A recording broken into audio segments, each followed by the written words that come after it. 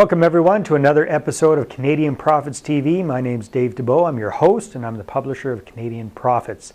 I want to send out a big happy Easter to everyone out there. Tomorrow's Good Friday, so I hope you enjoy your time off. And if you're of the Christian faith, enjoy this very, very special time. What are we going to be talking about this week? Well, for our business breakthroughs, we're going to be talking about business systems. For real estate investing, we're going to be talking about a very important subject to clause that you want to have in all of your agreements if you're making offers on houses. And for our Mindset Minute, we're going to be talking about embracing change. Stay tuned.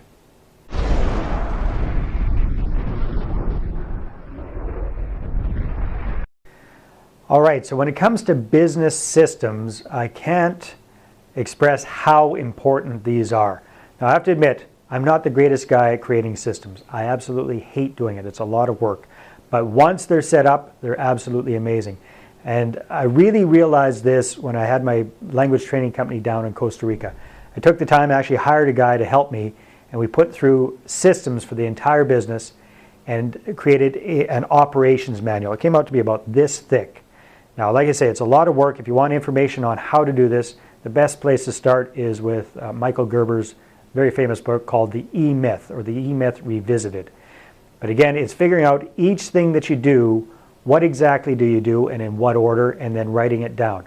What's the goal? The goal is, even if you're a one-person show, is to create the system so that you can eventually hire people and train them up and get them up and running with your systems. It's kind of like McDonald's. If you look at McDonald's, this amazing business is run by a bunch of teenagers. How can they do that? It's all because of the systems that they've got in place and the way that they train their people to do that. So we're starting to get going with that here at Canadian Profits. It's been a long process. Again, like I say, it's a lot of work. It's not a lot of fun. But once you get it in place, it's absolutely amazing what you can accomplish with systems. Check it out. Try it. Get the book. Read it. I think you'll be sold on the whole idea as well. That's your business breakthrough for this week.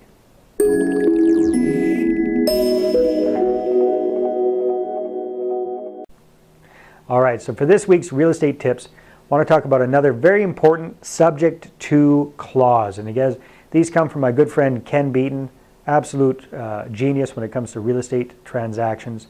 One of his favorite subject to clauses is subject to inspections, plural.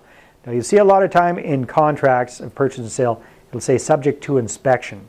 Okay, well that's good. That gets you covered if you want to have a home inspector come in and take a look at it. And if you don't like the way it looks, you can get out of the deal that way.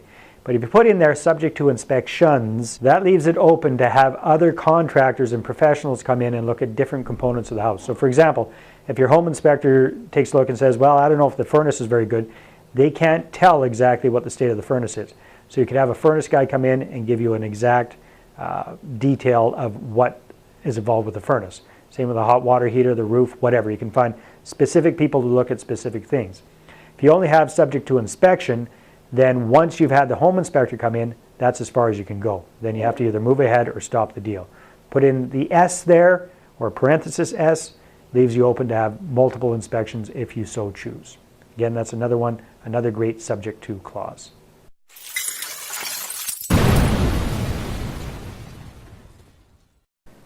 So you might kind of notice that I'm in a bit of a tropical look this week. Well, it's getting closer to summer, so I thought I'd have more of a summer feel for you.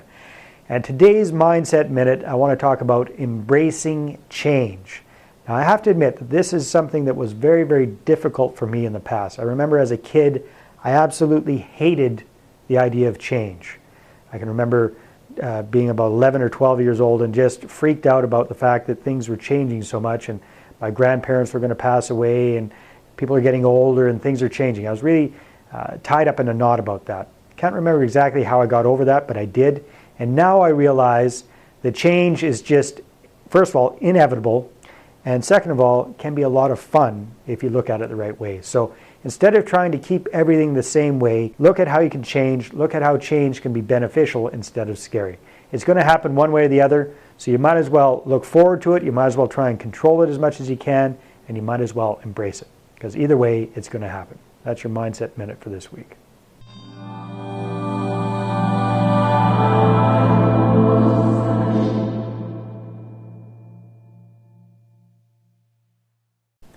All right, thanks so much for tuning in to this week's episode of Canadian Profits TV. Love your comments. Keep them coming in. What you like about the show, what you'd like to see improved. If you have any specific questions that you'd like me to address on the show, please send them to my good pal Derek at marketing@canadianprofits.ca, and we'll look at taking a look at that question in a future episode. Stay tuned for next week's episode, where for business breakthroughs, we're going to be talking about effective meetings. For our real estate tips, we're going to be talking about a big myth out there, which is there are no really good deals available. That's a big myth we'll be busting next week. And for our Mindset Minute, we're going to be talking about the importance of persistence. Stay tuned. Talk to you next week.